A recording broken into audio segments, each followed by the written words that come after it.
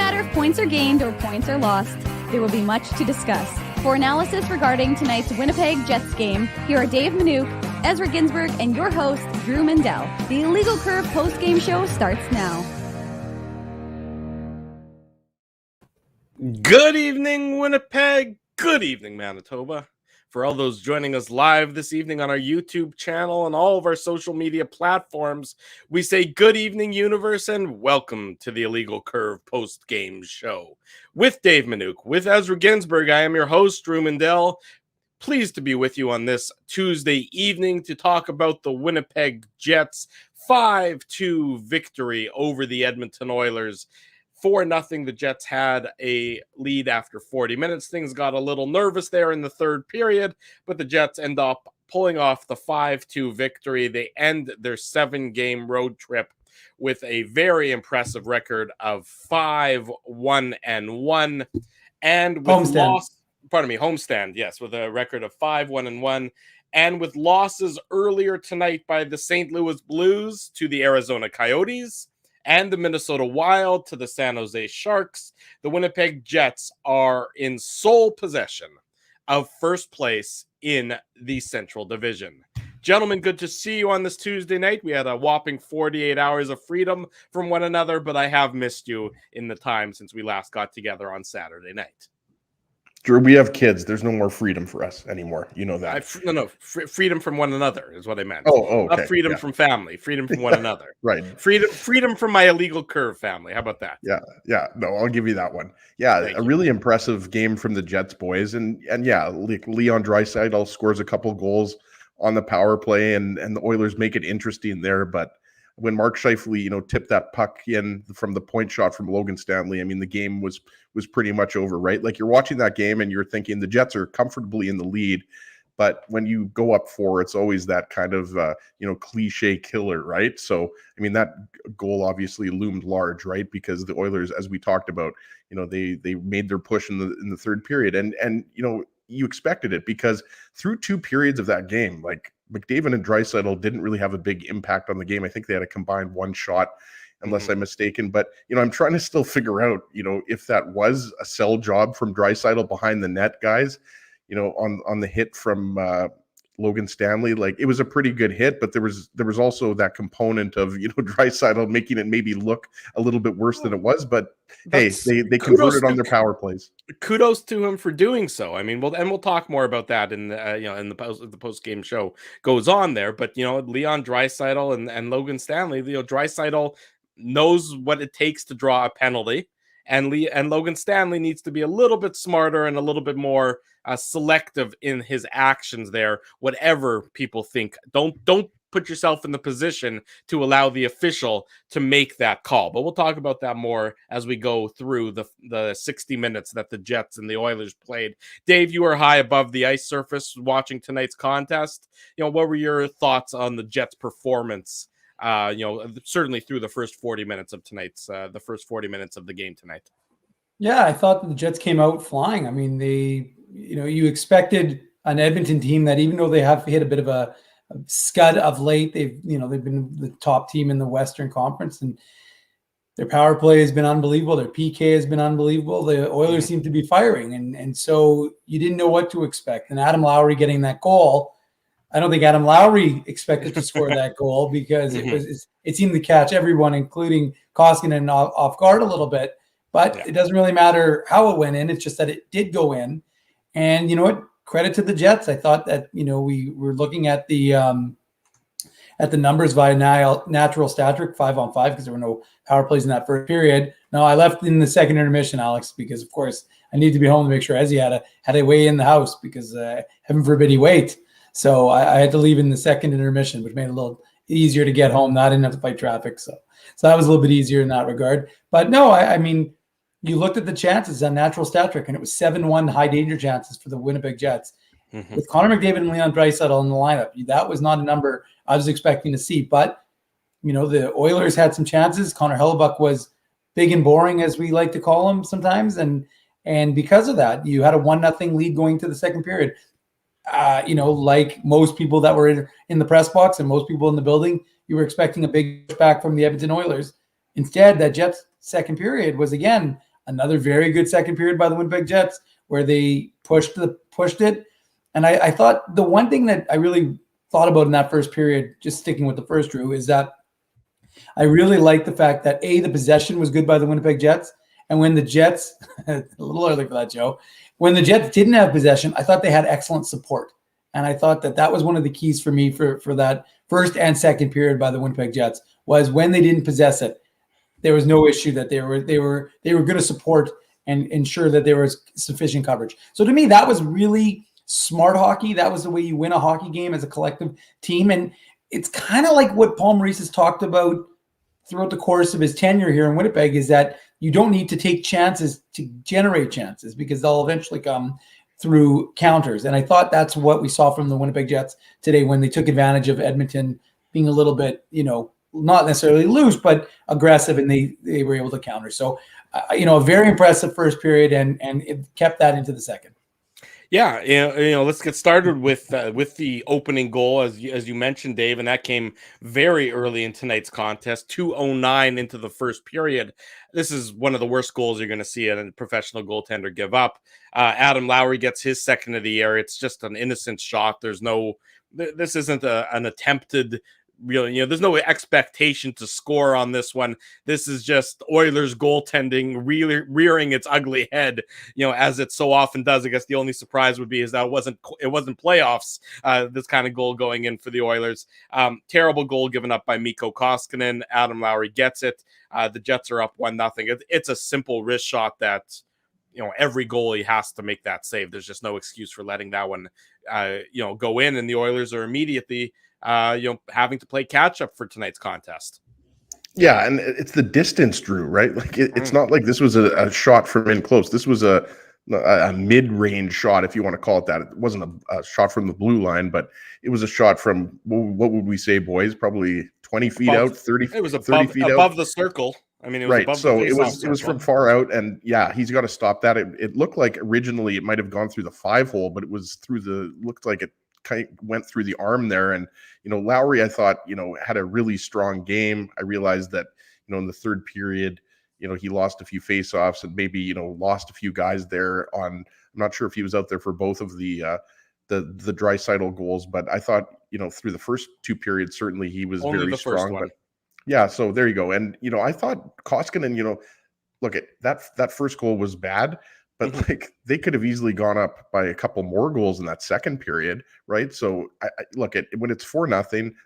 I don't think any of us were surprised, or anybody in the building watching or at home was surprised that Stuart Skinner came in for the third period. But Koskinen made some really good saves.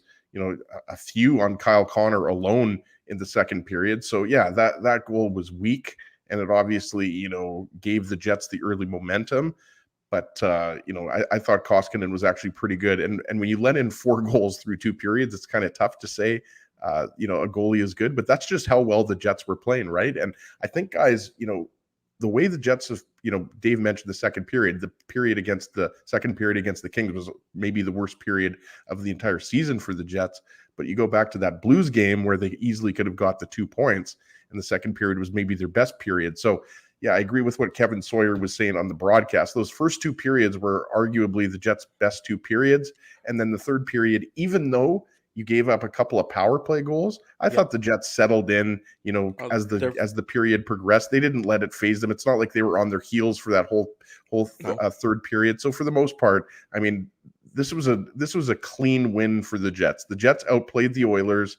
I mean, when you go up 4 goals, obviously it's very tough for a team to come back, especially on the road, even if it's the Oilers. But that first goal was weak.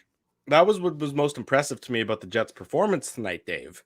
And we'll get back into the goal-by-goal recap, is the impact that the Jets had at 5-on-5 and their ability to absolutely just neutralize the Oilers at 5-on-5. I mean, frankly, the score in tonight's game, despite it being a 3-goal victory for the Jets, it almost flatters the Oilers to some degree, because at 5-on-5, the Jets controlled this game. And really, after the Oilers get the 2 power play goals, you're thinking, okay, is that going to be the catalyst for the Oilers to start to push it, to bring it to the Jets at 5-on-5? And are the Jets going to be able to match the Oilers' intensity, but frankly, you didn't see it from the Oilers. After the power plays ended and it's 4-2, the Jets quickly had a number of quality shifts where the puck was in the Oilers zone. And I mean, how many, quality saves did Stuart Skinner make in that third period? I mean, he doesn't give up a goal. Kyle Connor's, the fifth goal for the Jets is into an empty net. But, Stuart Skinner made a number of very good saves in that third period. And I'm surprised that the Oilers just could not match the Jets at 5-on-5. And I think that's a testament to, the impact, the defensive impact that guys like Pierre-Luc Dubois had in tonight's game, and Adam Lowry, and really the entire Jets team, because even the fourth line for the Jets, I saw somebody saying something in the chat about the role of the fourth line. And, the fourth line obviously doesn't play a ton. I mean, let me quickly look up how many minutes, they played. Toninato was at 644. Vesalainen was only at 3.5. You obviously want that one higher. Toninato getting some shorthanded time there. So at 5-on-5, the fourth with line the full cage. With the full cage after losing some chicklets in practice yesterday. But at 5-on-5, even though they didn't get very many shifts, I thought the fourth line was good for the Jets tonight. I mean, top to bottom, I thought the Jets were better than the Oilers tonight, particularly at 5-on-5, which is the most important, Dave. Yeah, there's no question. And for the reasons we outlined, when you're in the number one power play unit by a country mile, I hadn't even finished typing in, well, here comes a 5-on-3. The Jets are going to be in top. And the Oilers had already scored. So, I mean, that's just how good Edmonton's power play is. And 5-on-3, I don't care how good. Connor Hellebuyck was excellent tonight. I mean, he does deserve a lot of credit. I thought he played a great game for the Winnipeg Jets. And I agree, there was a comment earlier in the show about how the defensive units were playing really well together. I thought that as well. I thought you could see it throughout the course of the game. The guys were really, and again, the funny thing is the one that Schmidt and Morrissey have looked really good all year, Pionk and DeMello. Pionk and Dylan, have really started to gel. And I think they're really looking good together.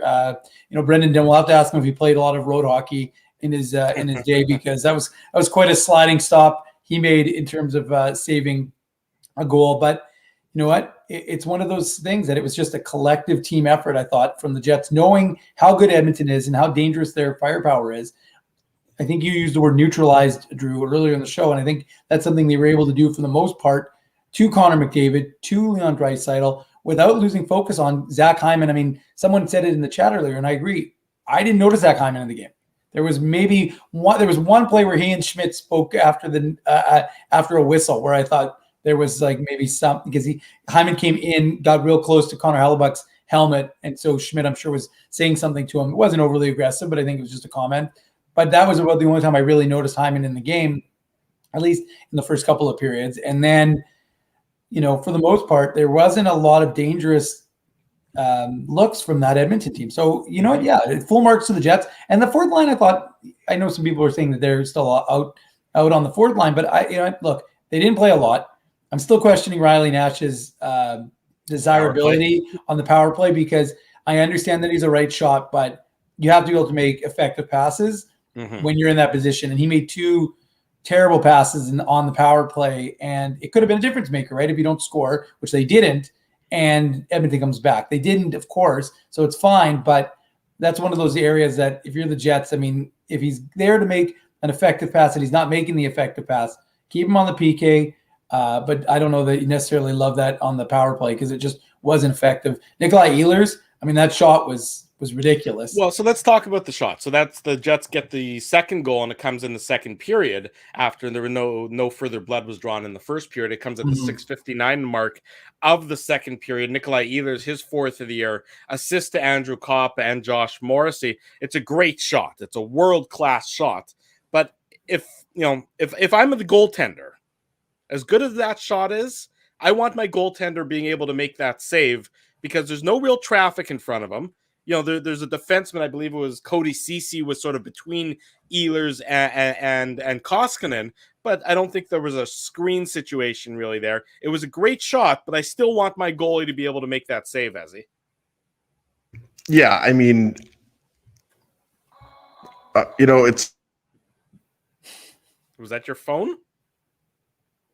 Hold on a second, boys. Sorry about that. Had to unmute my unmute there. Yeah, I mean, it was a good shot, but also I think that when you consider that Koskinen is a big man, I think he almost didn't look big in that situation. I think people forget how big Koskinen is. Was he 6'5" or 6'6"? I forget, but it was a solid shot. What was even more weird, mentioned this to Dave, after Dave and I were watching the game in the third period there, like, it was weird what happened with Derek Ryan, because it looked like, Ryan was seriously injured there. It looked like he just bumped into Scheifele. So it looked like it was almost going to be a dead play there. So it was a bit of a weird goal, but yeah, I see what you're saying, Drew. Like, it was a point blank shot, but again, this was a shot that was from 30 feet away, 40 feet away, right? Ehlers has got a world-class slap shot, but yeah, it almost looked like, Koskinen, it was he took a weird angle. It was almost like he wasn't set properly, or he just wasn't expecting it to go there. It was kind of weird, but it looked, Dave, to me, watching on TV, that he was almost too deep in his net, and right, that he wasn't out far enough to challenge, and that's right. Maybe he wasn't expecting the shot to come, but I mean, just again, it's not a goal I think you want your goalie to give up, and it turns out to be the 2-0 goal at that point in time.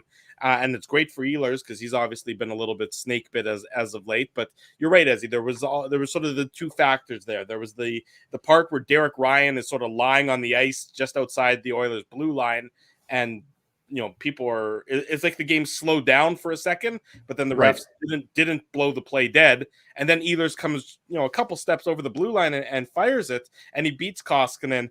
I just, a lot of the sequence I don't like there, especially from Koskinen. He needs to make that save in that situation. Yeah, there's no question. And as he's right, when I'm watching it, in the building, and that play is happening right below where we sit in the press box. And it's funny because I, like everyone else, I kind of saw it happen in the neutral zone, and you think to yourself, okay, are they about to blow it? And then they don't. And then the Oilers kind of stood still for about a second. The Jets kept playing, which, look, unless you hear a whistle, keep playing. Pretty basic. You keep playing. And Nikolai Ehlers just wound up and just blew the socks off the building with that shot, and his reaction. Great celebration too. Yeah, it's one of those, like, we didn't have a photographer, unfortunately, at tonight's game, and it was one of those ones I was wishing that we did, because we usually do, but we didn't tonight. And let me tell you, I was regretting it, because that reaction is such a classic Nikolai Ehlers goal reaction, and it was a beauty. So it gave the Jets a ton of life. I mean, obviously they're feeling tremendous after that, because you didn't know what that second period was going to bring, right? You didn't know what the Oilers were going to throw at you. And you could have had two different second periods. You could have had a San Jose second period, or you could have had an LA Kings second period. You didn't know what that expectation was in Winnipeg. And to their credit, they didn't back down, and they didn't step back. And that, to me, is a key. Again, it's a key that this Jets team seems to be following, is that a bit of an aggressiveness. And like I said, not overly aggressive, so you're just flying the zone whenever you think that there's a chance, but they're striking when the iron's hot. They're playing as a unit. And you know what? There seems to be a lot of balance with these lines. I know there was some consternation with the movement, the removal of Svechnikov from that line with Pierre-Luc Dubois and Kyle Connor. And the truth was, and I'm not saying like I would have been fine with that line staying together, but the reality was you just didn't want to see Pierre-Luc Dubois and Kyle Connor broken up. Those two as a pairing needed to be together. And I thought, we saw a lot of good things from the Kopp, Ehlers, and Scheifele line. I thought Mark Scheifele had another strong game. He seems to be getting kind of rounding back into form a little bit better for the Jets. So, I think there's a lot of challenge. I think these guys are all rising to the occasion. I mean, I don't want to jump ahead too far, but like Kyle Connor had 8 shots on net. Yeah. You know what I mean? Like I think he at least had 7, and I think he might have finished with 10 8 or 9. He ended with 10. 10 shots on goal for Kyle Connor tonight. Kyle Connor had 10. I think Pierre-Luc Dubois had 5, and then Mark Scheifele had 4. So between the three of them, they were having some fun tonight. With 19 shots from that line. Yeah. So anyways. Yeah, it's just like I said, it's one of those things that you wanted to see how the Jets were going to stack up against an Oilers team that, even if they had been, like I said earlier, had hit a bit of a bump in the road, they were still the top team in the Western Conference, and you were able to handle them. And again, you learned a lesson. Don't take penalties, but you showed it 5-on-5, which for the most part, hockey is played at. Yeah. You were able to really do it, and you were able to handle the Edmonton Oilers as a team. And that, to me, is critical. And just sticking with those lines, I did think Wheeler elevated his game, right? Like he didn't score a goal. He's still trying to well though. He did play well. And Yeah. Dave's right. I mean, we knew that Connor and Dubois were not going to be broken up, not just after last game, but after the last month of the season, because it's been the best duo for the Jets. But yeah, I think, Scheifele on that third goal, especially, Drew, I don't know if you want to get right into it now. Yeah. But I mean, Scheifele's pressure on Duncan Keith, right, Dave? Like he just, I mean, that was what really led to the goal, right? Like it's a nice play. Morrissey, Dubois tip. Dubois gets another goal because that's all Dubois and Connor do, right, boys? They get a goal every single night for the Jets. But so yeah, Scheifele was active. Look, they played a great game minus 3 or 4 minutes of that power play, right? Because Drew's right. I mean, he nailed it on the head there. Edmonton, for the most part, this game didn't have much going on at even strength. And when Stanley takes that penalty and the Oilers have the 5-on-3, they get their goals and it's a hockey game. But before that, I mean, it really wasn't a hockey game. This was a very one-sided game in the Jets' favor. And, it's going to be obviously, a different situation on Thursday night because the Oilers aren't going to like the fact that, well, and we should also mention, I mean, the Oilers have lost in regulation to Detroit and Buffalo as well. So, I mean, they're 11-4 now, right? I believe. So they're still doing very well, but they're on a bit of a skid here and the Jets outplayed them. So they're going to have to make some adjustments because the Jets were the more aggressive team. They won the more battles, even though it's, kind of cliche. They were the hungrier team tonight and, they executed well. They got good goaltending, even though Koskinen was pretty good there in the second period. But overall, I mean, the Oilers really had no business being in this game. Well said. Good evening to everybody that's joining us. This is the Illegal Curve post-game show. We're live on our YouTube channel. We're live on all of our social media platforms. We do this after each and every Winnipeg Jets game, so join us back here on Thursday night as we break down the second half of the home and home between the Jets and the Oilers. If you're new here, or even if you're a regular, we always invite you to smash the like button. We appreciate that support. If you can do that, that's a big thank you goes out to you for doing so. Also, subscribe to our YouTube channel. If you haven't done that before, you'll get alerted each and every time we go live here on the Illegal Curve post-game show. And if you prefer the show in podcast version, you can also do so by subscribing to our podcast. That's available where all the best podcasts are found. The man in the top right is Dave Minuk. The man in the bottom middle is Ezra Ginsburg. I am your host, Drew Mindell. We're talking about the Jets' 5-2 victory over the Oilers. The game-winning goal comes off the stick of Pierre-Luc Dubois at the 10:01 mark of the second period. It's a power play goal, assist to Josh Morrissey and Nate Schmidt. And as you said it, Ezzy, it really does come down to the fact that the Oilers cannot clear the puck while shorthanded. They fail when it really seemed like it was a fairly not an easy opportunity, but a solid play would have cleared the zone. The Jets made the better play. They keep it in. They bothered Duncan Keith accordingly, and it ends up with Pierre-Luc Dubois getting his 9th of the year, Dave.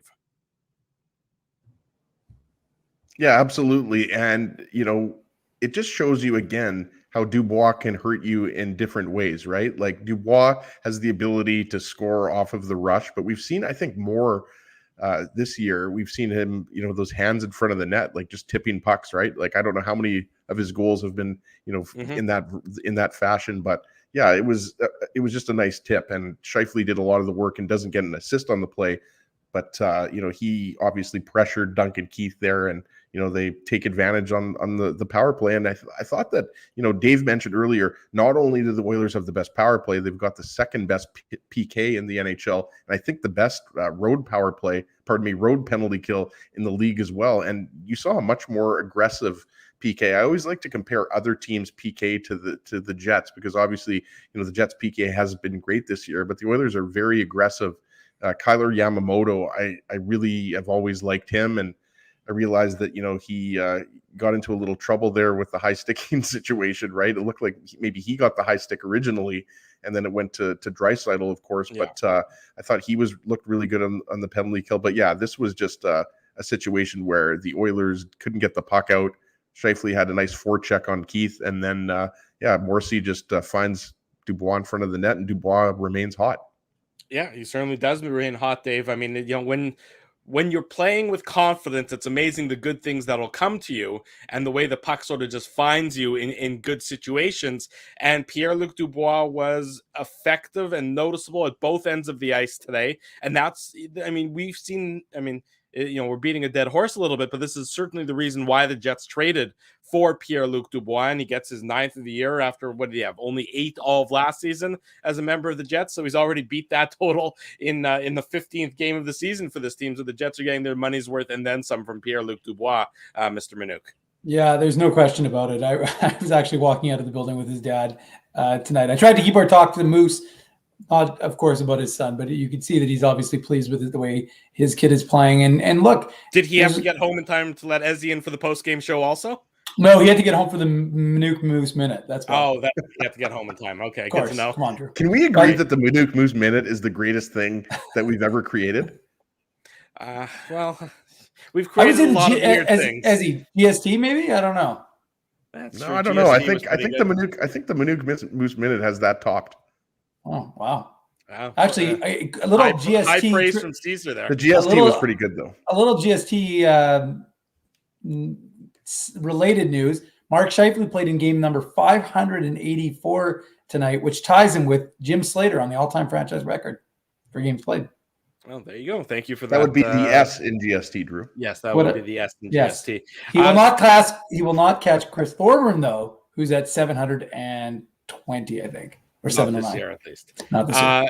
In speaking of Mark Scheifele, he got his second goal of the year. Whoa. I wasn't done on my Pierre-Luc Dubois rant. I just was sidebarring. I'm going to come back to my Pierre-Luc No, Dubois. you mean your walkout with Moose assistant coach Eric Dubois. People want to hear about that, Dave. No. But anyways, the fact is, I thought he was, I mean, even if he hadn't scored tonight, the game this guy is playing is night in, night out. I mean, again, we're 15 games in. There's no more. I mean, I know it was funny because as I was driving to the rink, I was like, we've got a lot of post-game shows still to go in this season. Like, it's, last year folks might not recall, but we didn't start till game 27 or something like that, maybe earlier. There was a radio station we were affiliated with. And there were only 56 games. So this year's a little different. But the truth is the sample size is growing and growing on Pierre-Luc Dubois' season. And he has like exceeded the expectations that everyone expected him to bounce back. I really don't know many people who, I mean, obviously you get a really extreme, he's a bust. But I mean, like, that just didn't seem. Haters gonna hate, Dave. Exactly. But I'm telling you right now, like, he has more. I mean, like, the fact of the matter is that he's more often than not now getting mentioned as a Team Canada possibility. And that is something that, if you think about it based on last year, wasn't even on the radar. And now here's a guy who, is being mentioned ahead of Mark Scheifele more often than not for Team Canada. So that's just, I think, just an example of just how high he's elevated his game. And there's so many different ways of what he's done. It's just, whether it's the physicality, whether it's the head-up play, like, there's so many different facets to his game. It's not one-dimensional. And I think that's the key. And I'm not maligning Patrick Laine as one-dimensional, but we knew what he had. We knew his shot. Pierre-Luc Dubois is Laine is a little one-dimensional. Yeah, I mean, a little bit, but like, I think it's just, you're seeing what Pierre-Luc Dubois is, which is that center depth that the Jets have been craving for so many years now. If Mark Scheifele isn't going, Pierre-Luc Dubois is, and then you've got Adam Lowry in that third spot. So to me, he's really just given this team, and I mean, Craig Button was on our show how long ago, and he was talking about, that 1-2-3 punch up the middle with the Jets and how untouchable it makes them. And when Pierre-Luc Dubois is playing like this, and Mark Scheifele is slowly getting back into form, and that'll let you talk about him and his fourth goal, or the fourth goal of the game for the Jets, Drew. But like, once you have these two guys as a 1-2 punch, and don't think they're not pushing each other. I don't think of it in a a lot of these guys aren't, they're not in a competitive way, like, Mark Scheifele's pissed because people are mentioning Pierre-Luc Dubois. That just challenges him. And I think that can only benefit Mark Scheifele's game, because Pierre-Luc Dubois' game is being elevated. So when that's happening and these guys are going like this, I really think it's going to be a real big benefit for the entire team collectively and them individually. Mark Scheifele got his second of the year at the 19:22 mark of the second period. Assist to Logan Stanley and Dylan DeMello. It was a sort of a Logan Stanley classic, throw the puck towards the net because nobody likes shooting more than Logan Stanley. Tips off Scheifele's stick, and good things come to those who wait, as the old saying goes. And Scheifele certainly waited a long time for his first goal of the year. The second goal comes a lot quicker, the game after the first goal, and the Jets have that 4-0 lead after 40 minutes. And you sort of felt that the only way the Oilers were going to get back into this contest after the Jets went up 4-0 is if the Jets do something that would be a little bit self-inflicted, which is like a 5-on-3. Like a 5-on-3, certainly. Exactly right. Certainly what ended up happening. But, the Jets after 40, I mean, that was probably two of the best periods the Jets played all year round from looking at the game their game in the entirety of it, from being able to neutralize and keep Connor McDavid to a grand total of 1 shot on goal after 40 minutes. The Jets, I mean, I think it's probably a little simplistic and probably a little too early to say that the Jets have Connor McDavid's number, because, let's not get carried away now. He's Connor McDavid. Nobody has his number. But over the last 5 games of the Jets versus McDavid, when you go back to the playoffs last year, the Jets have certainly been able to frustrate him in a manner I don't think a lot of other teams have been able to do so. I mean, Connor McDavid's hit on Neil Pionk in the third period that led to the Jets' power play opportunity was born out of frustration. Pardon me? Elbow. Yeah, the elbow, the hit to the head, the hit to the jaw that snapped Pionk's head back. Got called for roughing, which was, to me, was clearly elbowing, but whatever. Whatever. I mean, whatever the official wants to call. But to me, that's born out of frustration. And that was a player in Connor McDavid who's frustrated at not being able to perform up to his ridiculously high standards, especially so at 5-on-5. Yeah, they got the 2 power play goals, and we'll talk about those in a second. But I think the Jets were really. What's John Tortorella doing in the show? The Jets were able to frustrate Connor McDavid and have been able to do so over the last number of games between the Jets and the Oilers, Ezzy. Yeah, when you look at it from a wins and losses perspective, yeah, the Jets are absolutely dominating McDavid and Draisaitl, and they have their number. They're getting their points, like you mentioned, Drew. They both came on the power play for Draisaitl, Mm-hmm. but yeah, I mean, Pionk and Dillon were really solid when matched up against the McDavid-Draisaitl line. And for those watching or that didn't watch the whole game, McDavid and Draisaitl were on separate lines, but then Dave Tippett put them together with Jesse Puljujarvi, right? So they were together for the majority of the game. And yeah, I mean, when you're able to neutralize them, we talked about this. It's like LeBron James or, Shaq back in the day, right? Like, you're never going to keep these guys completely off the scoreboard. They're just that good. So when you're able to kind of neutralize them at 5-on-5 and they only do their damage when they get a couple of power plays, then, you've done your job there. And I agree with what Dave was saying earlier. Like, you talk about, you don't want to get too excited and you don't want to hype these games up too much, but the Jets have been criticized in the past, even this year, when you're talking about some of the teams that you really should beat and you didn't beat, and that started early off, with the road trip in California, right, with a couple of losses, and they elevated their game because they weren't good against LA the last game, even though they ended up winning the game. I mean, that was a performance that, especially, Saturday night, national audience, you're closing out the homestand, Scheifele and Wheeler are, trying to get the goal scoring going.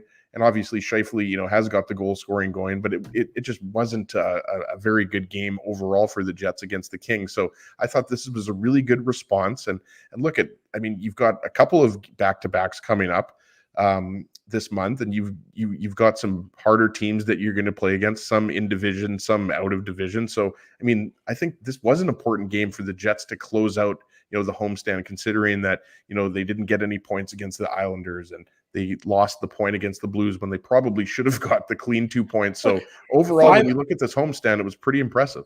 5-1-1. I mean, you tell anybody you're going to have a 5-1-1 homestand, they're going to be pleased about it. I mean, look, the Jets are, we're by the end of next week, we're going to be a quarter of the way through the season. And right now, after 15 games, the Jets are 9-3-3. I mean, any Jets fan, any hockey player is going to say, if you had gone into the Jets room before the season started and say after 15 games you're going to be 9-3-3, every single guy in that room would have said, no question, we'll gladly take that. And sure, have there Except been the times? Winnipeg Ice. Well, fine, with the exception of the Winnipeg Ice and the way they're playing, but have there been times when it hasn't been altogether pretty? Absolutely. But they've been able to pull out victories in the end, and that's usually a sign of what a good team is going to do. Is that if they're not playing that well and they're still able to get a point or get 2 points like they did on Saturday night against Los Angeles, that's just a sign of a good team. It's just that simple. That's a sign of a team that knows how to win games when things aren't going as well as they should for them, Dave. And that's what appears to be happening here in Winnipeg, is that the Jets are that team that, they may not necessarily win it in regulation, but they don't often lose in regulation. When you've only lost 3 games in regulation in total, that's towards the top of the NHL in terms of earning points, and that's it counts just the same as it does for any other team in the league. Yeah, and first of all, before I even start, let's make sure folks know, smash that like button, guys. Come on, and girls, let's help out with the algorithm. So we always appreciate when you smash that like button. We may as well. Why wait till the end of the show? We may as well do it kind of approaching the midpoint of the show. So let's make sure everybody's doing that. One of the things I really thought was interesting for this Jets team, and I've noticed it as a bit of a trend. They did it in the LA game as well. They're not backing down, and they're not playing it safe. And like when we saw the Kings do that when they held the lead, you saw the results of that and the repercussions from a young team. Gets burnt by that DeMello shorthanded goal unexpectedly, then you lose in overtime. Well, what happens with the Jets? You're a little bit nervous. You've given up 2 goals on the power play. It's 4-2. And as he said to me while we're watching it, if any team can score 2 goals, and meanwhile the fans are doing the wave, which, as everyone knows, is my least favorite thing in all of sports. So I'm just like groaning. It doesn't bother. They paid their good money. They can. I don't know. Hey, they can love it. I can still hate it. I don't really care. You can. The point is that the fans are doing the wave, but the truth is, like Edmonton, of any team, they can score quickly. So it wasn't like it was out of the realm of possibility. But the one thing I like that the Jets did, and you mentioned it earlier, Drew, was they kept the attack up and they kept going even after they'd given up the 2 goals. And Skinner came up big. He made some nice saves. He kept the team, his team in it, and you got to give him a lot of credit for the way he played in that third period. But good on the Jets for not sitting back and saying, okay, well, we got a 4-2 lead. That's sufficient.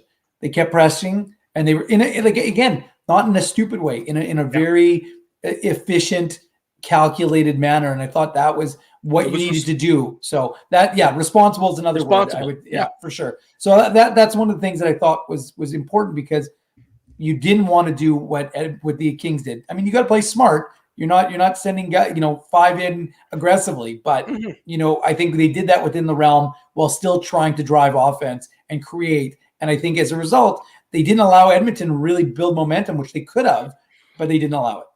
Yeah, and that's what was most impressive to me, is just the lack of anything that the Oilers had at 5-on-5 in tonight's game, Ezzy. I mean, this is an Edmonton Oilers team that you think of as an offensive dynamo, and because they are, I mean, they have 2 of the best goal scorers, 2 of the best players in the league, and McDavid and Draisaitl at 5-on-5 were neutralized by the Jets. I'd say the Jets defense, but it certainly wasn't exclusively the Jets defense. If you had said Connor McDavid's going to have 3 shots in the course of the game, and most of those aren't going to be they're not going to be certainly 5-on-5, they're not going to be overwhelmingly impactful, you would gladly take that. I mean, what did Draisaitl had? Draisaitl had 4 shots on goal. Sometimes those guys have that in one shift. So when the Jets are able to do what they were able to do, there's a game plan that the Jets had.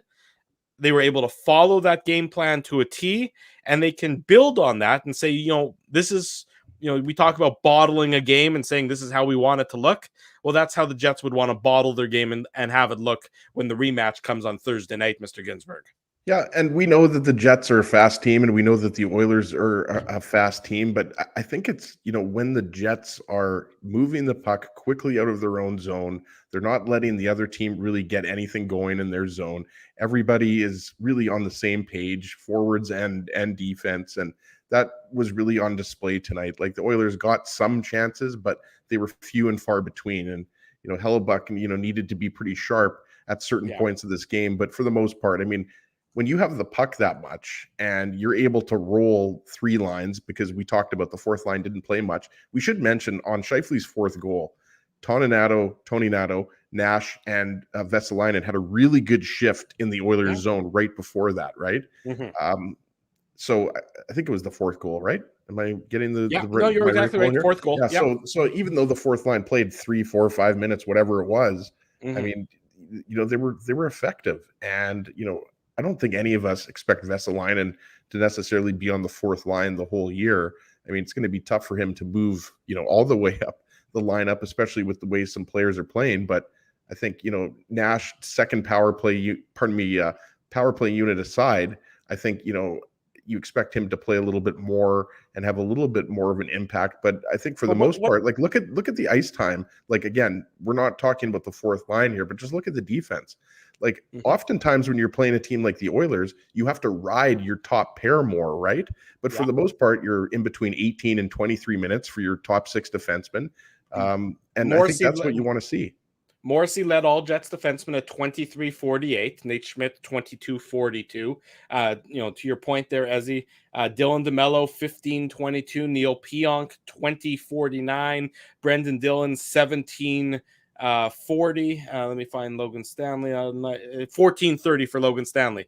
So you're right. A little bit lower. Sorry, I said a little bit lower, but still, you're able to cycle through all three pairs. You're not straining anyone at 23 and a half minutes a game or anything like that, for Josh Morrissey. Those are very reasonable numbers for top defensemen to play. It's not, half the game like you'd see Drew Doughty or Duncan Keith in his heyday, be playing at a point in time. You have to be happy with everything. And you mentioned Christian Vesalainen, Dave. Vesalainen, well, he only got, the 3.5 minutes of ice time. And obviously everybody wants to see that higher, including, I'm sure, Jets head coach Paul Maurice. He doesn't want a guy only playing 3.5 minutes. I think you're seeing Vesalainen create an identity of what he's going to do to be an NHL player on this Winnipeg Jets team. Because as you said, that fourth line of Toninato, Vesalainen, and Nash were effective when they were on the ice. And Vesalainen has been effective in the role that he's played, I think, for the last number of games. It's got to be an energy line, right, Drew? Like, that's what a line like that has to be, especially when you're only playing, that amount of minutes. That was for sure way lower than any of us expected. I mean, it was low last year, but I don't think, you're ever expecting, a guy to only play 3.5 or 4 minutes. But yeah, that's what they have to do. They have to create energy. They have to get in on the forecheck, hit somebody, try to just keep the puck in the other team's zone, really, if you're not getting scoring chances. And that's what they did in their limited ice time tonight. And I agree, there is an identity now to that fourth line. They're not the identity line, but I do think they have an identity, and I have liked what I've seen out of those. I mean, we had Dominic Toninato on the show early on in the season, and this is an underrated player, guys. Like, he's an effective penalty killer. He's a perfect fourth line guy for the Jets. Yeah, just to quickly piggyback on that, what Ezzy just said, it's funny actually, because you're right. He didn't play a ton, Drew, but he did make some really nice plays, especially on the PK. There was one play he made at the blue line to kill an Oilers chance against. So I mean, Toninato now. Toninato, yeah. And Vesalainen, look, Vesalainen, it's funny, right? He's a 2017 first rounder, and everyone expected him to be.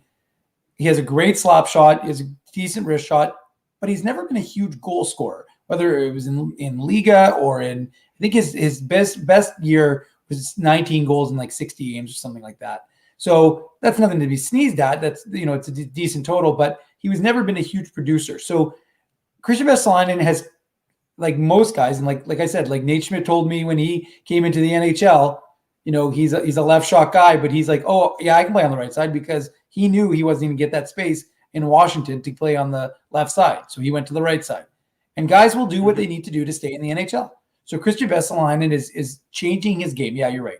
3.5 minutes is not a ton. But you know what? It's funny actually, because the 3.5 minutes he played, I thought he was noticeable to the point where oftentimes when you have a guy who only plays 3.5 minutes, if you would have mentioned his name, I would have said, you know, who? But actually, I remember watching the game obviously live for the most part, and Christian Vesalainen's game was it translates to what he needs to do if he's going to play that role on the forward line. Look, guys, you're not expecting Christian Vesalainen to score 10 goals, you know, playing limited minutes on that fourth line. But if he can do what they do, which, like I said, that fourth line was playing a lot of their shifts, not a lot because they didn't have a lot of shifts, but their shifts were in the Edmonton offensive zone. That's where you want your fourth line to be. You don't want them to be in the defensive zone, or if you do, you want them to be responsible. But like I said, from the most part, you liked what you were seeing with that fourth line slowly but surely as they work together. And I agree with Ezzy. Tony Nato, which is the only name on the entire list of Jets team that is a little bit of a troublesome one to actually have to get to pronounce properly. They just released their pronouncement guide. Well, it was Dennis, Dave, because the first game of the season, he was saying Tony Nato, like the Tony Awards. And we've always called him Toninato. So, I mean, it's not a huge difference, but it's subtle. But hey, it's like, you know, Yoel Armia. We got to call him what his name is, right? Well, as good rule of thumb, whatever you hear Dennis calling a player, that's what the player wants to be called. Yes. You know, that's exactly why we started calling him Tony Nato. Because if it's good enough for Dennis Bayak, then as a rule, it's good enough for us here at the Illegal Curve Hockey Show. I'll tell you what, let's take a quick break. When we come back, we'll talk more about tonight's contest. We'll look ahead to Thursday in Edmonton, Friday in Vancouver, a back-to-back situation for the Jets upcoming. We'll give away some prizes. We got to give away bagels. We got to give away Vancouver. We have to give away a Tough Duck toque. So stay with us. Much more to come. You're listening, you're watching, you're chatting with the Illegal Curve post-game show. We're live on our YouTube channel and all of our social media platforms. Jerry Seinfeld, Chris Rock, Jon Stewart, Dennis Miller, Brad Garrett, the biggest acts and all the up-and-comers. They've all made their mark at Rumors Comedy Club, North America's longest-running independent comedy club. Rumors has kept Winnipeg laughing for over 25 years. When was the last time you laughed out loud? Make it a great night out with friends or book your office or birthday party, even a fundraising event at Rumors. Get all the details and dates on upcoming shows at rumorscomedyclub.com. Whoa, Ezzy, why are you so happy? I just crushed 2 fresh Bagelsmith bagels with schmear. They're open on Jets home game nights until puck drop. Didn't you have Bagelsmith for lunch too? Yes, I did. What's your point? Come on, Bagel Boy, let's go to the game. Bagelsmith is Winnipeg's first and only Montreal-style bagel shop located at 185 Carlton Street. Visit bagelsmith.ca. He winds up. Oh, looks like Ezzy took that one right in the choppers. A blistering fast puck hurts like HE double hockey sticks. That's why I let the pros at Linden Market Dental Center turn my yow into wow. Get your brilliant smile back with state-of-the-art restorative and cosmetic dentistry from real pros. And remember, always wear a mouth guard. Now that's solid on ice advice. Learn more at lindenmarketdentalcenter.com. Creating smiles for life. Whoa, Ezzy, everything okay? You look stressed. Of course I'm stressed. We're moving, the house is upside down, the kids failed miserably at packing the fine china, and my life is in chaos. Chaos! Yes, that does sound like a problem. What am I going to do? Ezzy, relax. Rolly's Transfer Moving and Storage is the answer. With 60 years of experience in moving Manitobans and a track record of exemplary customer service, one call to Rollies and your stress is gone. No job is too big or too small. Just visit rollies.com and they will take it from there. Thanks, Dave, and thank you, Rollies Transfer Moving and Storage, online at rollies.com. Boston Pizza, the perfect place for a drink. Or the new pickle pizza. Across from this guy, who's getting his fill of some classic cactus-cut nachos. Next to some hockey fans that just saw a nasty OT winner. Boston Pizza. Enjoy some... What? Look at that guy. Just having a soak, eh? You do you. Enjoy some old fall favorites and some new ones, however you like, at Boston Pizza.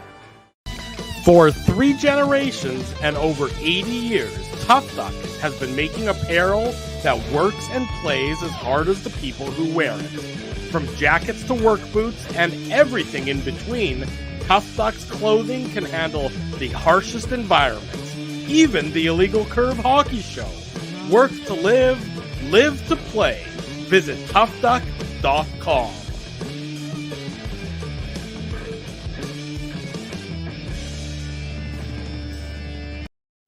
Welcome back to the Illegal Curve post-game show shortly after 10:30 in the evening. A happy Tuesday evening to so many of you who are kind enough to join us. If you haven't already done so, smash that like button, subscribe to our YouTube channel, get alerted each and every time we go live. We've got a busy Thursday, Friday, Saturday in store for all of you. We'll obviously have a post-game show Thursday night following the Jets game in Edmonton against the Oilers. That'll come to you right around 10:45 p.m. or give or take. Then we'll be right back at it Friday night, right around 11:45 p.m., give or take a couple minutes, following the Jets and the Canucks, and then a quick turnaround Saturday morning. Sleep is for the week. We'll have the Illegal Curve Hockey Show for you back here 9 a.m. on Saturday morning. So be sure, as I mentioned, subscribe to our YouTube channel. That way you won't miss a minute of any of our great Winnipeg Jets analysis and Illegal Curve content. We mentioned we looked at the out-of-town scoreboard. The Minnesota Wild lost to the San Jose Sharks. The St. Louis Blues somehow lost to the Arizona Coyotes. And, of course... That's two. That's two. Yes, I know. There's other games, but they're not that important. The other No. That's two wins for the Coyotes. Yeah, sorry, that's 2 wins for the Coyotes. You're right. Yeah, I forgot what you were keeping track of. They're now 2-13-1, I believe, or something equally atrocious to that. And then what I was going to say, the big game for soccer fans in Canada and around the world in Edmonton. The Canadian men's soccer team defeated Mexico 2-1 in frigid Edmonton tonight. They are now atop the CONCACAF table in qualifying for the World Cup. And so Team Canada has put itself into a fantastic position to qualify for the World Cup that's taking place next. When is it? It's not in the summer. It's in the fall, whenever the hell it is. It's at a different time than it normally is because of the weather situation. But I believe for the first time since either 1985 or 86, when I was a wee young lad, looks like Team Canada in a great opportunity to play in the World Cup. The last time they qualified, Drew, was because the U.S. hosted, right? And they automatically, was it not that? 1996? Canada, that was 94, and Canada did not play in the World Cup in 94. So it was like 1960s? No, 85, I believe, is what I said. Okay. It was either 85 or 86. I guess it would have been... probably the 86 World Cup, I think, was in Mexico, if I'm not mistaken. And that's where Canada qualified and didn't score a goal in their 3 games. And quickly, maybe it was 84. Frosty Winnipeg is saying 84. So whatever year... Next World Cup's in Qatar. It's in Qatar, exactly. A little bit of a controversial place. I don't even know where that is, but I mean, I know it's very far away. Yes, it's in the Middle East. It's yes. In that area that I don't think you're going to be visiting anytime soon. In any event, do we have a bagel winner, Mr. Ginsburg? Here, let's just kind of spin the wheel here in the chat, and shout out to Adam Sitkowski who picked up his bagels. Adam, let us know what kind of bagels you got. I'm curious, if you went with the plain bagels, which are my favorite, or if you went with the sesame, which are probably my second favorite. Here we go. Let's keep going here. Let's spin the wheel. Who are we going to land on? I can't give bagels to someone who's already won, right? Let's give it to Coffee and TV. Coffee and TV is a loyal IC viewer/listener. So Coffee and TV, that's obviously not your real name. Maybe it is, but I don't think it is. So send me an email, ezra@illegalcurve.com with your real name, and you will be able to go down to 185 Carlton Street and pick up a half dozen bagels on IC. There you go. He's just doing this so he can learn. It's like learning the secret identity of Batman. He's just doing this so he can find out all these pseudonyms and be like, what is your real name? Well, my real name isn't actually Drew Mandel. It's very weird. Yeah, we know it's Sparky. No, it was Skippy, you dummy. I know. It wasn't Sparky, it was Skippy. I just want to hear you say it. Okay, well, congratulations. You got me to say it. In any event, congratulations to Coffee and TV. Send Ezra an email, ezra@illegalcurve.com, and he'll hook you up with all you need to know about the bagels from our friends at Bagelsmith. Give me a second here, Drew, for Tough Duck, because I have a comment, but I just have to second. go back. You find that I was going to say to Dave, we're not really talking about him a lot in tonight's contest, but I thought Connor Hellebuyck was excellent tonight. I thought Connor Hellebuyck was Vezina Trophy winning Connor Hellebuyck.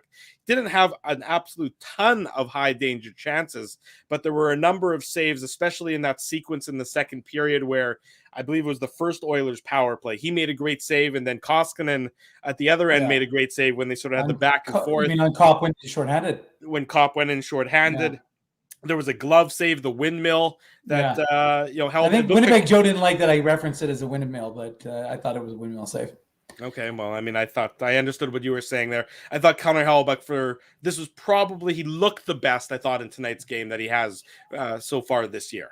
I don't know who the most handsome man in the press box who may or may not have been picking the 3 stars tonight was, but let's just say that he or she. By the way, saying that you're the most handsome man in that press box is a little bit like saying you're the tallest short guy. There's not a lot of candidates that you're really competing with. Sean Reynolds is a handsome man.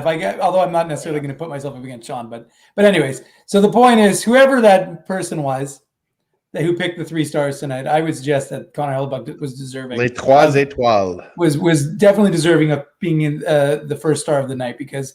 I mean, it's funny. It's one of those things that he just didn't. He looked confident. He really did look like the Connor Hellebuyck of old. And I know people were worried about him, but I mean, the guy doesn't play. He doesn't play all those games. He wasn't even on the ice, right? I mean, he has a kid. I'm sure you guys can attest. He doesn't get a lot of sleep, and so he gets back on the ice. And I mean, he's happy that Eric Comrie stepped in and played admirably in his absence, but. He wants to get back and play well. And so it didn't start right away. But, this is the Connor Hellebuyck. You're right, Drew. This is the Connor Hellebuyck that is also adjusting to a different style of Winnipeg Jets defense, right? I mean, collective defense and defense in general, because these guys are limiting the shots. They're not giving up what they were previously. Obviously, Edmonton started to push back towards, in the third period. But, yeah, I really do see – and, look, one game doesn't make – a season, so there's still a long ways to go, but you can see it in the numbers. I think there was a graphic on the they showed it in the press box on the television, but I couldn't hear it, talking about how his numbers have improved, I believe, through the last little bit of the season. So and how good is that for a Winnipeg Jets team that relies on him still quite a bit to make some of these top notch saves. So while the high danger chances weren't significant in the first period, I didn't see where they ended up overall collectively. 10-6 high danger chances, 5-5.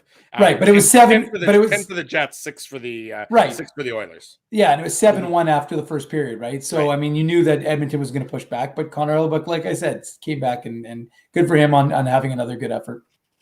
Yeah, exactly right. And if the Jets can get Connor Hellebuyck playing to that level, and it certainly seems like it's certainly going to be sooner rather than later, and everything else stays the same, well, this is going to be a very difficult hockey team to play against.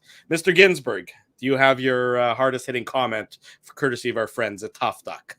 Yeah, I absolutely do. We're going to give it to one of our favorites here on the Illegal Curve Hockey Show and Illegal Curve post-game show. We're going to give it to Tracy Okerneck. There was some pretty awesome play by the Jets tonight, passes that they knew were going to go right where they wanted it to. And I agree. I mean, there was that kind of, focus, everybody kind of being in sync. Apologies to Justin Timberlake. The comment was at 10:23, so about 17 minutes ago, Drew. So Tracy, send me an email, and Tough Duck, you don't have to do anything. Tough Duck will send you toques. We'll ship it out to you. And we obviously need as many toques as we can get here. So congrats, Tracy. Yes. So Tracy, just send Ezra an email, ezra@illegalcurve.com. Or, of course, you can also DM him on Twitter if you want to slide it. I'm pretty sure Tracy won a T-shirt from the summer contest. So we may even have Tracy's. Because Tracy's awesome. Yeah, I know, but I might have it. Oh, we've lost Drew. This show just keeps getting better. We lost Drew, Dave. Best show ever. Oh, that guy really holds us back. Holy moly. Here we go. Oh, no, he's back. Damn it. Well, let's enjoy it while he's gone. I'm back. I don't know what happened, but I'm back. Damn it. Sorry to disappoint you guys. I'm back. I know you guys enjoyed that momentary reprieve without having to put up with me and my attitude. Drew, you may not want to watch back the video where Ezzy and I showed pure elation. Oh yeah, it was a good 10-second roast, Drew. We got some real good one-liners in there. I wouldn't expect anything different. I don't know what happened. Apparently I clicked the wrong button at some point. In any event, I'm back. I hope everybody's long national nightmare is quickly abated as my smiling face returns to the screen as we wrap up this Tuesday edition of the Illegal Curve post-game show. We remind you, of course, to join us on Thursday night after the Jets and the Oilers, the rematch of the home and home series. The Jets obviously looking to really, affirm the statement that they made tonight in a dominant 5-2 victory over the Edmonton Oilers. This Jets team finishes the homestand with that 5-1-1 record. They head out on the road for 2 games. They come home on Monday to face the Penguins, and then they head back out on the road quickly Wednesday, Friday, Saturday. So 5 out of the next 6 are out on the road for the Winnipeg Jets as they look to keep the good times going. We want to say a big thank you to all of our sponsors. They make this Illegal Curve hockey show possible. They also make the Illegal Curve post-game show possible. Our friends at Rumors Restaurant and Comedy Club, Linden Market Dental Center, Bernstein's Deli, Zappia Group Realty, Tough Duck, Bagelsmith, Boston Pizza, Seagram's, and of course, Rolly's Transfer, Moving, and Storage. Support these fine businesses because they support Illegal Curve hockey. If you have any interest, or if you know of someone with any interest in advertising with us here at Illegal Curve Hockey, send us an email, drew@illegalcurve.com, dave@illegalcurve.com, ezra@illegalcurve.com. We will definitely get back in touch and see about getting you on board as one of our great sponsors. Thank you to so many of you for joining us in the chat room tonight and watching the show wherever you may be. Always appreciate the support. Always appreciate the great conversation that goes on in the chat room. If you haven't done so already, smash the like button on your way out. Subscribe to our YouTube channel. That way you get alerted each and every time we go live. I'm reliably informed that Kenny and Rennie will be starting the post-game show any minute now. So if you're up for some more hockey talk, you can head over and say hi to Ken and Sean on our behalf. Tell them, of course, that Illegal Curve sent you. I agree, Rob. Long-winded. Holy, take a breath, Drew. Hey, I want to roll. Rob doesn't like me. Rob That's not doesn't true. like me. How could you not like you? How could you not like you? I can understand and that. And I'll tell you this much, Drew. If someone doesn't like you, you've been a good friend of mine for a long time. If somebody doesn't like you, they've got a problem with me too. Hey, I like it, Ezzy. I appreciate the support. I don't know. I will not similarly defend. It's okay. It's okay, Dave. I don't expect anything different. Rob's just breaking your balls. Rob likes to give me the gears in the chat. That's what I've noticed. But that's okay. I got a thick skin. I only cry myself to sleep 4 out of the 7 days a week. Sometimes 5, depending on how often the Jets play. In any event. Oh, don't worry, Drew. You're getting a lot of love. John Chan says he loves you. He didn't say loves you. He actually says he likes you. I should qualify that. Troy Stevens, though, says he loves him some Skippy. Now, he might be talking about peanut butter, although I'm pretty sure Skippy peanut butter is no longer available. Jeff's really? number 1. Skippy peanut butter's not. I don't think so. Really? I don't. Which is too bad because I was, despite the fact that it's your nickname, I actually was a big fan of Skippy.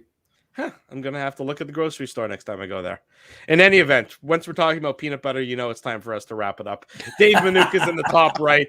Ezra Ginsburg is in the bottom middle. I am your host, Drew Mandel. Until Thursday night's post-game show, right around 10:45 p.m. Thanks for watching the Illegal Curve post-game show. And until then, we wish you good night and good luck.